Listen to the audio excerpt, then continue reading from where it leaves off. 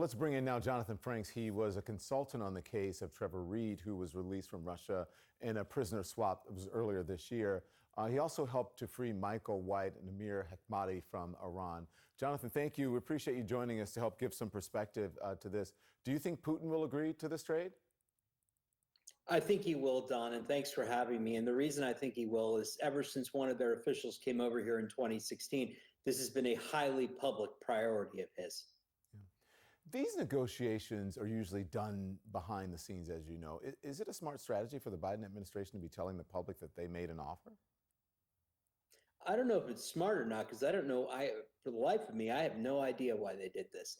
I feel like I have to cheer it, though, because for years I've been campaigning for them to be more bold in public. And it does seem that the president put Mr. Bout on the table, and that's what I've been campaigning for. So, even though I don't understand why they did it, I feel like I should support it.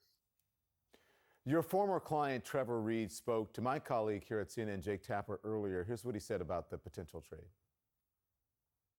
I'm extremely optimistic about it. I think that that's a good possibility, and I think that, if the Russians are not stupid, that they'll take that offer. And,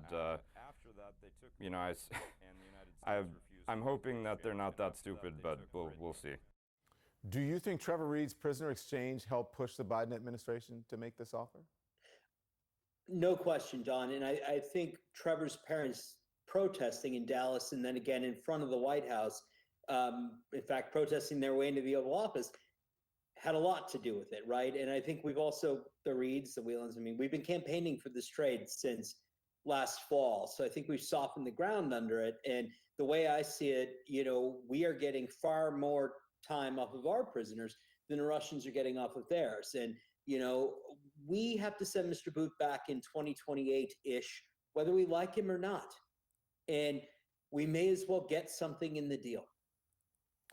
Brittney Griner was in court today. You say she's a character in a perverse play that Putin is orchestrating. Tell me about that. What is he trying to accomplish? It's hard to say. He has a history of thinking LGBTQ people are seemingly like objects to be guffawed at, which is horrendous. We know he's a misogynist. I'm not sure where he stands on issues of race, but it just seems like he is parading her. And you're showing that video now. I think when their first day in court, they had like 7 guards and a police dog. And I don't understand why that was necessary to get Ms. Griner in. I think they were parading her, and it's absolutely outrageous. Mm-hmm. In the past, Jonathan, the U.S. government has claimed prisoner swaps only incentivize countries to detain Americans, but we've seen multiple trades just within the past few years.